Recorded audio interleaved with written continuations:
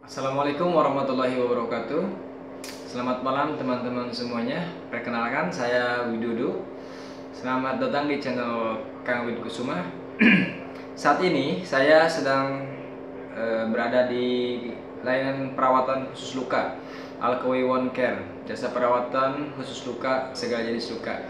Oke, sambil menunggu pasien datang berkunjung ke sini, rencana hari ini saya sudah ada perjanjian dengan pasien yang akan berkunjung untuk kontrol rutin setiap 3 hari sekali. Oke, sambil menunggu pasien datang, saya akan sedikit memberikan wawasan mengenai perawatan luka untuk awam. Jadi begini, secara konsep, apa itu luka? Luka adalah hilang atau rusaknya keutuhan kontinuitas jaringan. Jaringan itu adalah bisa kulit, bisa lemak, dan bisa lapisan kulit bagian bawah lainnya. Bisa jadi karena penyakit, karena pembedahan. Jadi karena dua hal itu. Kalau enggak karena penyakit, yaitu karena proses pembedahan. Artinya luka yang disengaja dibuat, yaitu luka pembedahan, ataupun luka yang tidak sengaja karena proses penyakit sebelumnya. Oke.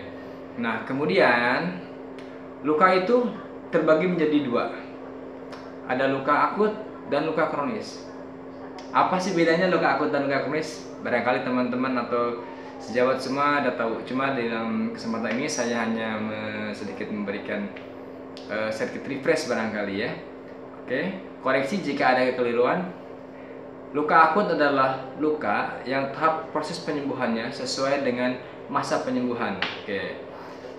Dan luka kronis adalah luka yang masa penyembuhannya tidak sesuai dengan proses penyembuhan. Jadi proses penyembuhan luka itu ada 3 fase ya, teman-teman. Yang pertama adalah fase proses inflamasi, atau disebut fase inflamasi. Itu kapan waktunya? Dimulai sejak hari pertama, sejak adanya luka sampai 3 hari, maksimal sampai 5 hari setelah ada luka. Itu adalah masuk pada fase inflamasi. Kemudian proses penyembuhan luka, tahap penyembuhan luka yang kedua yaitu adalah fase proliferasi, pertumbuhan jaringan. Kapan waktunya? Yaitu sejak hari ketiga sampai hari ke-21 setelah timbul luka. Nah, kemudian yang ketiga fase maturasi atau fase penyembuhan jaringan yang paling terakhir. Maturasi itu kapan waktunya? Sejak hari ke-21 sampai 1 tahun sampai 2 tahun juga ada. Kenapa bisa berbeda? Banyak faktornya. Salah satu antaranya ada atau tidaknya penyakit penyerta. Penyakit penyerta itu seperti apa ya?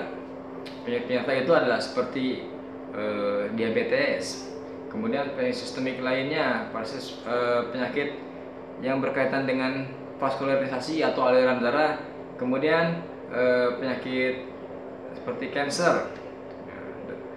Oke, jadi yang membedakan luka akut dan luka kronis adalah bukan pada lamanya waktu. Misalkan akut sebelum 3 bulan, kronis lebih 3 bulan, enggak demikian. Tetapi ketika luka itu sesuai dengan tahap atau proses penyembuhan lukanya. Misalkan yang akut tadi sembuh dalam waktu lebih 21, misalkan 12 minggu. Oke. Bengkaknya cukup dengan 5 hari, kemudian setelah itu tumbuh jaringan sampai hari ke-21. Hari ke-21 sampai seterusnya fase maturasi. Maturasi itu tumbuh kulit sampai sempurna, lukanya hilang, itu masuk kepada luka akut. Kemudian luka kronis gimana? Ya, luka kronisnya luka yang memanjang durasi penyembuhannya. Harusnya luka itu sembuh dalam waktu bengkaknya hilang dalam 5 hari, ini bengkaknya berkepanjangan sampai 1 bulan. Kemudian fase proliferasi pertumbuhan jaringannya harusnya mulai dari hari ke-5 sampai hari ke-21, ini setelah 3 bulan baru tumbuh jaringan. Kemudian maturasinya harusnya sembuh dalam kurun waktu kurang dari 12 minggu ya. Misalkan kemudian luka itu baru sembuh dalam waktu 3 tahun. Nah, itu disebut luka kronis. Nah, sampai tahap ini teman-teman ada gambaran ya, atau Bapak Ibu masyarakat umum yang lain-lainnya ada pemahaman. Jadi yang membedakan luka akut dan luka kronis adalah seperti yang saya sampaikan tadi. Oke. Kemudian yang harus disampaikan lagi, perawatan luka. Perawatan luka secara umum itu terbagi menjadi 3M. Prinsip 3M. M yang pertama adalah mencuci luka. Luka itu harus dicuci. Fungsinya untuk apa? Untuk membersihkan luka dari mikrobakteria, kotoran dan benda asing yang menempel di permukaan luka. Yang kedua, M kedua adalah membuang jaringan mati. Jaringan mati itu harus dihilangkan, harus dibuang. Kenapa?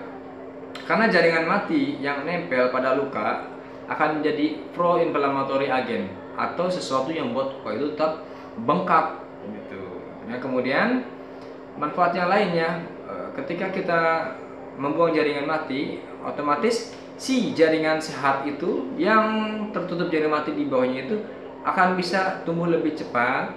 Fase proliferasi akan bisa kita kondisikan dalam waktu yang relatif singkat. Kemudian yang ketiga, M yang ketiga adalah membalut. Jadi luka sekecil apapun harus tetap kita balut, ditutup. Tujuannya apa? Tujuannya yang pertama, menjaga kebersihan luka. Luka bersih, tertutup, tidak kena debu, nggak kena kotoran, nggak dilalurin yang lain-lain. Yang kedua, untuk menyerap eksudat cairan luka yang terserap oleh balutan tadi akan menciptakan kondisi lingkungan luka yang lembab. Lingkungan yang lembab adalah sesuatu yang bagus untuk proses penyembuhan luka lebih cepat. Kira-kira seperti itu.